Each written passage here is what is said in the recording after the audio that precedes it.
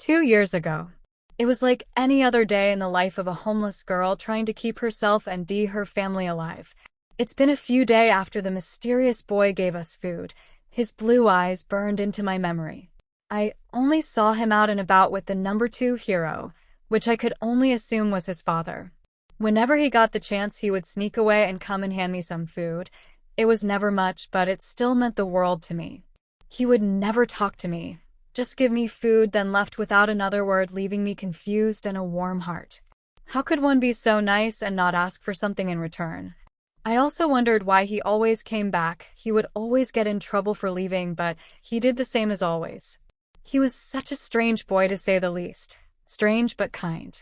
It was a colder night the time I arrived at the cardboard house, it being the start of winter, making a shiver at the wind nipping at my skin.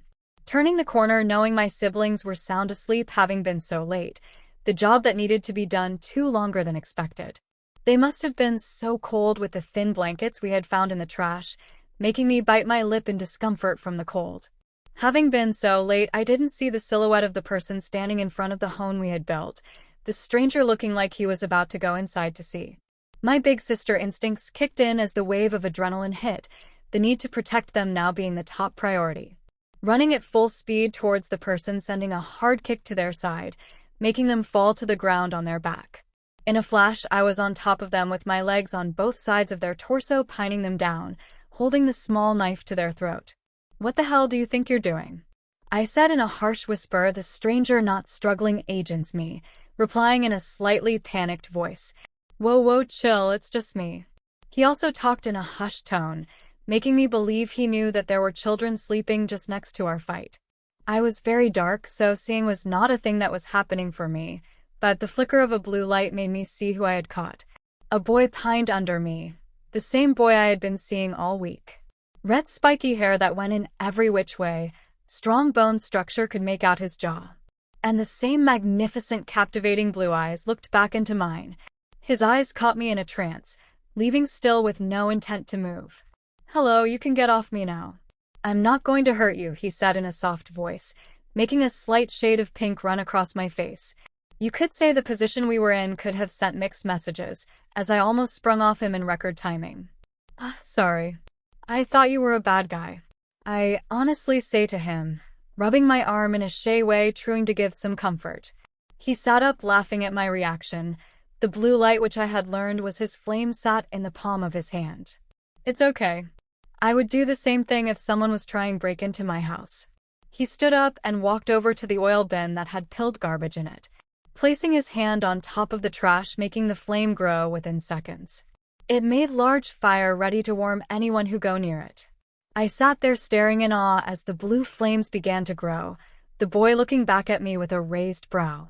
"Get you ass over here, you're gonna freeze to death if you stay out like that."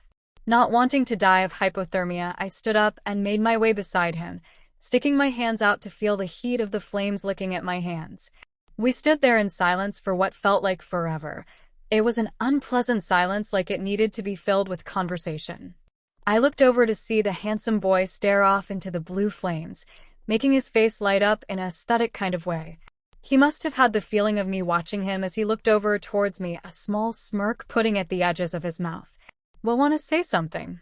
He had taunting voice when he spoke to me, my eyes looking back at the flames in a way to think about what was happening. Thanks." I blink at what his name was, only have heard it once and having the memory of a blue fish in a movie. He chuckled at my awkwardness at the fact I had no idea what his name was. "Toya." Looking back at his face, putting the name to FA face does a lot, his name suiting his completion quite well. "Well, thank you, Toya, for all that you have done for me." I flashed him a quick smile, showing that I was truly grateful to him for the service he had given me. A small shade of pink dusted his face at the compliment. He covered his face with one hand and waved me off with the other, certainly a way to stop the heat rising to his face. "It's not a problem. What's your name again?" I giggle at how awkward he was being, also in the fact he didn't also know my name. "It's fine." He gave an unsure laugh as he rubbed the back of his neck. "Len, it's a pretty name." He spoke, looking back into the flame. We started to make more conversation as the night went on, only ending when he had to leave. I would always see him, never at night like that one time. We would never even talk to each other, but he would always send a small wave my way with a smile, making my stomach have butterflies. Without him getting closer, I could still see the new dark circles that started to form under his eyes. White bandages would poke out from under his clothing once in a while, leaving me with concerned thoughts. It had only been a week, but I could tell something was off about him. The way his eyes fell down like he was fighting off sleep with all his might, and the way his ocean eyes held hidden pain. I wonder what was going on with him. Was it his father? He did mention something about endless training, his father being his coach. It was another cool night as I huddled myself inside my worn-out long-sleeved shirt, keeping watch outside in front of the makeshift house.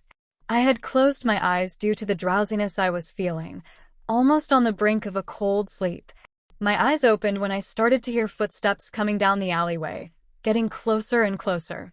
My heartbeat calmed down immediately when I saw a small cerulean flame on the tip of one of his fingers. A smile spread across my face as I saw the redhead boy come towards me, a frown making my lips drop as I got a better look at him. He was limping slightly, his hand cradling the other arm with caution. I was by his side in only seconds, putting the less injured arm around my shoulders to support half his weight. "You look like shit. What happened to you?" I carefully sat him down on an upside-down milk crate that served as a little chair. I pulled back the sleeve of the arm he was clutching, removing the poorly wrapped bandages, making my eyes widen at the sight. "What do you think?" "My old man made me train until I doped. My quirk burning me, Alia." He hissed and pulled away from me as I added a cold cloth to the wound, the water from the rainstorm that happened not too long ago today. I felt bad for putting Hai through more pain, but if something was not done, it would get infected. "What the hell do you think you're doing? That hurt." He was doing his best not to scream and wake up the others. "Do you remember the movie Beauty and the Beast, and that one time Belle took care of the beast? This looked too much like that." "I'm sorry, but if you don't clean it, it's only going to get worse." "Let me help you. I need to pay you back for all that you had done for me anyways." "Shut up and let me fix you up." He was hesitant on letting me continue, but in the end gave me his arm to work with. Having done healing of my own wounds, I was confident on getting him back to normal. "Fine. Just be gentle, it hurts pretty bad." It didn't take me too long to clean and wrap his arm back up, the satisfied look when I had finished, and a look of amazement in Toyo's eyes. "Wow, not that bad. Thanks a lot when you patched me up good."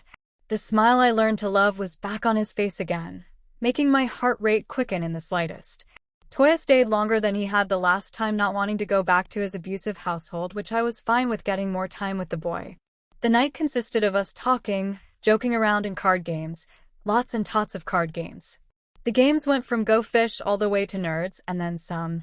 The one where we're most competitive in was Speed. We must have played that game 20 times now, each one of us winning or losing. The score tied me with 10 and him with 10.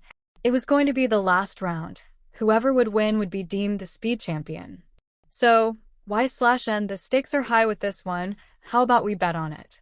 The boy across from me challenged, a winning look on his face. "Huh, like what? You're gonna lose anyways." I shot backing, making him smirk at my words, as he shuffled the cards one last time. "If you win, I have to do one thing that you want." I knew I was going to win, so I accepted the bet with only knowing half of it. "Bet." I grabbed his hand, shaking it violently as I prepared myself for my victory. Nothing was said as we prepared the ending game, ready for my title of Speed champion. Ready, set, go. With that green light, we were off, placing one card after another, at moments stealing the next person's move from them. My pile getting smaller and smaller quickly, focusing all of my attention on the game.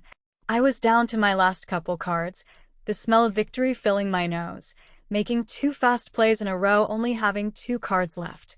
I paid no mind to Toya's hand, knowing he was so far behind me.